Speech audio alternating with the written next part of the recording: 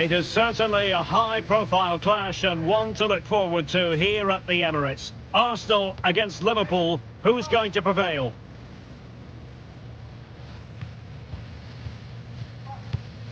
Next on EA TV.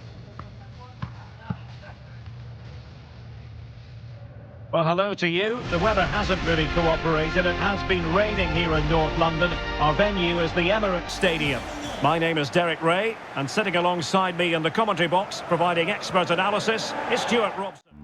Hello, welcome back to Armchair Armory. And I say this with great trepidation, but this is probably so far the biggest game of the season. Liverpool at home on Sunday, 4:30. The last couple of games have been, particularly the Bournemouth game, have been very, not very inspiring to say the least. I think going into this game, we are probably, you probably say Liverpool are the favourites going into this game. I think they've won every game so far this season, apart from one which they lost to Nottingham Forest at home. It's going to be one of those ones where I'm going to be watching it from behind the sofa, proverbially, whatever, like metaphorically. Because even though we're at home and our record against Liverpool recently has, especially at the Emirates, has been pretty good, this is a new era of Liverpool, an era of Liverpool that I don't think a lot of people expected. I don't think a lot of people expected the first sort of few months of Arne Slot to be as good as they have been. There were a lot of, I can imagine most Arsenal, well, not Arsenal fans, but most football fans that weren't Liverpool fans probably thought that this was going to be something that was going to be a few months before he sort of like puts his identity on the team. But it seems like it's almost a continuation of Klopp, if not better than the last year of Klopp. So yeah, it's going to be quite a difficult game regardless. I think I'm just excuse me I'm just scared, to be honest. The last two games probably have something to do with that, and you know that like recency bias is a real thing, where you know you look at the most recent thing to you and you think that's how it's going to be going forward. We had the disappointing performance against Bournemouth, and even though we won, it was still not a great performance against Shakhtar Donetsk. I wouldn't go as far as to do what most of the Arsenal fan base are doing right now, which is I don't know why I have to say this every single time, throwing their toys out of the pram because we didn't win a game 4-0. And it's like, I get it in a way, because I've said this for years. I actually heard somebody on AFTV say this the other day. I think it was AFTV anyway, that Arsenal fans have PTSD, where, you know, it's been 20 odd years since we last won a title, this, that and the other. And every time we get into a position where it looks like we might win something, we don't. 9 times out of 10, obviously we've won the FA Cup in Arteta's first half season. So yeah, like, I can understand why people react the way that they do, but I don't really understand it, because it's like at the end of the day, we're 8 games into the season. This is the first game the Bournemouth game was the first game in all competitions that we've lost. It's our first away loss in 2024, the calendar year 2024. And even though it wasn't a great performance against Shakhtar Donetsk, we still won. So I don't understand why there's this meltdown. I watched a video earlier on where Harry Symeou was on TalkSport, and they were playing, obviously just for sort of to embellish it a bit more, they played like a segment with North London Forever over it, with Arsenal fans saying, "Oh, Arteta's got to go now." It's like, shut the fuck up, seriously. Like, I said this on Gooner Talk when I went on there on Tom's channel. These people forget where we were when Arteta first took over. Yes, that first year and a half wasn't great, but again, he was still building something. And to get to a point where we're now the last 2 seasons we're challenging again, I don't think anyone saw it. I think in the latter days of Wenger, and even in the days of Emery, when the year and a bit that we had Emery, I think Arsenal fans had given up. I think they thought that we were just going to be banter FC for the rest of time, pretty much. However long football is going to go on for, which is forever. So I just think people, particularly Arsenal, particularly Premier League team fans, just take shit for granted. They just really, really take shit for granted. It's something I always moan about Man United fans, actually, that every single time they win a game, they behave as if like the Fergie days are back again. They're like one step away from winning the league. Like they sign a player, it's like, oh yeah, Man United are back. We've signed players, therefore we're going to win the league. We're going to keep it on lock, Liverpool. Keep it on lock, Manchester. I don't even know if I'm using the right terms, but fuck it. Yeah, watch out Liverpool, watch out Man City, watch out Arsenal. We're coming for you. First, second, third game of the season they lose. Oh no, we just need Ugarte. That's what we need. So Ugarte comes in, they still lose, and that's what I'm saying. Like, it's just, I think, as I said, with Man United fans, it's the overreaction in the positive sense that they'll never believe that they're not as good as they used to be. And with Arsenal, we have the PTSD of like every time we're doing well, and all of a sudden one thing goes wrong, it's like the end of the world. It's like, oh shit, that's it, it's over. This is what happens when you dream. This is what happens when you dare to dream. You end up getting battered 4-1 by Chelsea in the Europa League final. That's essentially how Arsenal fans think.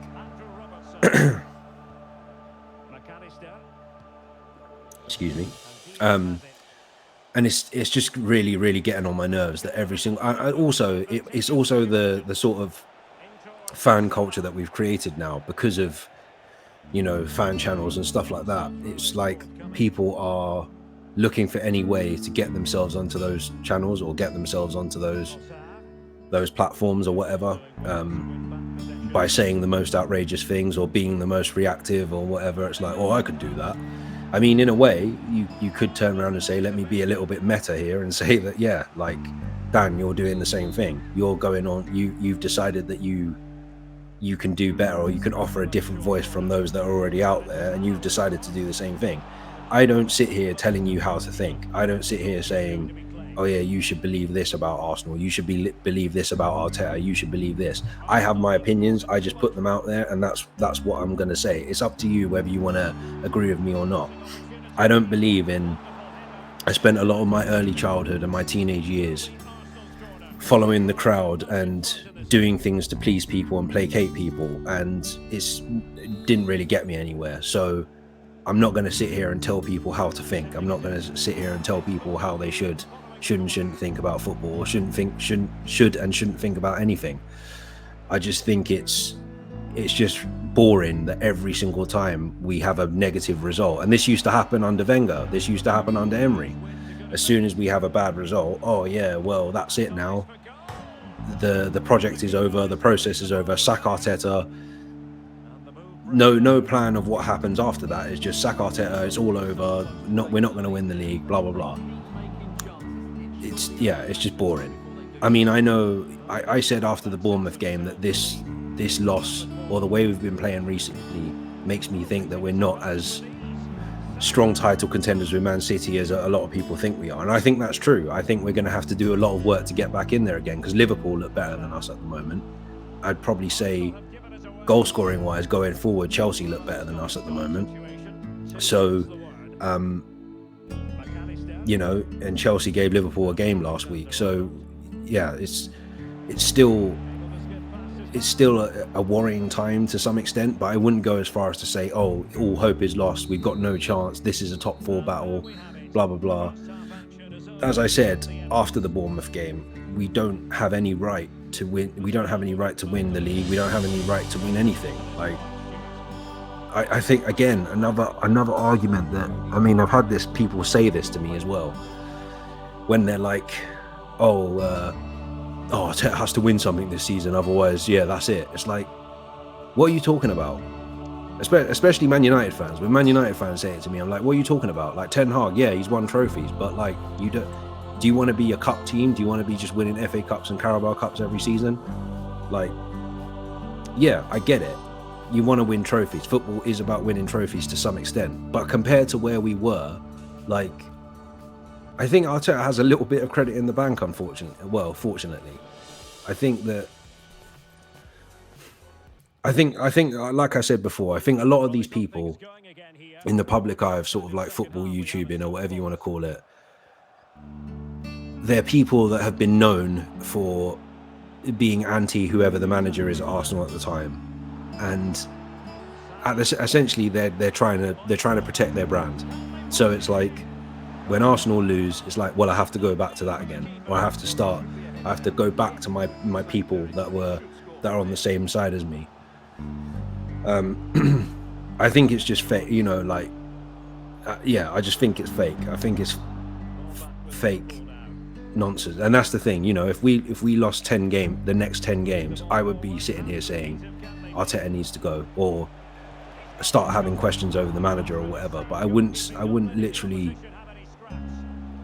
react negatively on every result. It's just like, how can you enjoy football? How the hell can you enjoy football if every single time your team loses, that's it, it's all over, get the manager out, release all the players from their contracts. Why did he do what?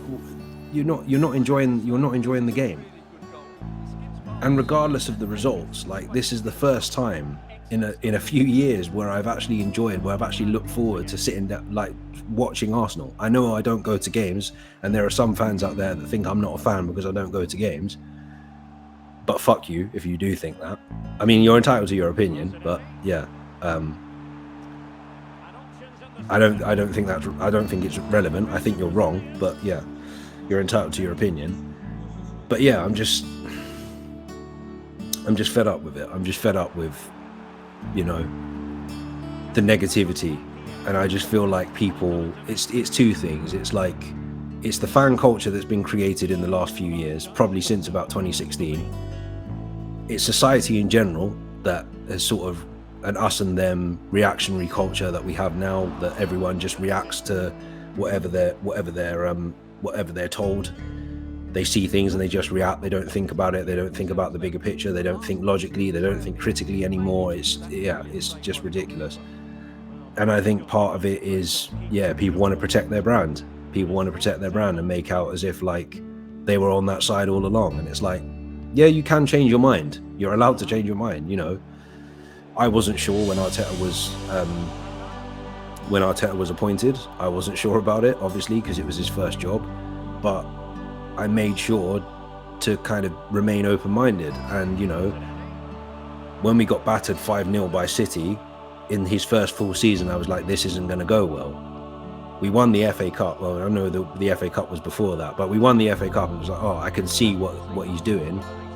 Those 3 games into the season where we lost, Brentford, Chelsea, Man City, and we got battered by City 5-0, I was thinking these days are numbered. I think it's too big for him. And by the end of that season, I was thinking it was too big for him. But it's like, the club aren't going to sack him. This is another thing that I kept saying back then, that regardless of what we want to happen, the club won't do it unless it's no longer in their interest to keep him. And then things started to change. Yes, we lost out on top 4 to Spurs. And I think that was part of the reason why there was a bit of a meltdown, because it was Spurs. But I think you could definitely see that we'd improved exponentially from the previous 2 seasons, or the previous season and a half, if you include or the previous 2 seasons if you include half a season of Emery. And then you can see ever since then, like, no way were we ever thought we were gonna be near a title race, let alone, you know, points clear of City for the longest time. So yeah, that's I wasn't meant to come on here and rant about this, but it's just something that's really been winding me up the past few days. And I mean, some people say to me, Dan, why do you watch it then? Why do you watch? And it's like, because I want to hear other people's opinions. Like, I've been guilty in the past, you know, football wise, films wise, games wise, politically, of listening to one side. And you know, I'm trying to get better at that. I'm trying to get better at listening to other people's opinions and hearing what they say. Most of the opinions I hear on Arsenal I don't agree with, but that's fine. There's only a couple of people in this space that I do sort of like vaguely agree with and feel like they're a bit more measured than others. But yeah, Liverpool. Yeah, I'm not going to give a prediction to it really. I think the reason why we're not the favourites for this game is because we're missing a lot of key players. Doesn't look like Saka's going to be back for that game. Obviously, Odegaard probably won't be back until early November, potentially mid-November. We'll have to see how that goes. Also, Calafiori went down with an injury on Tuesday.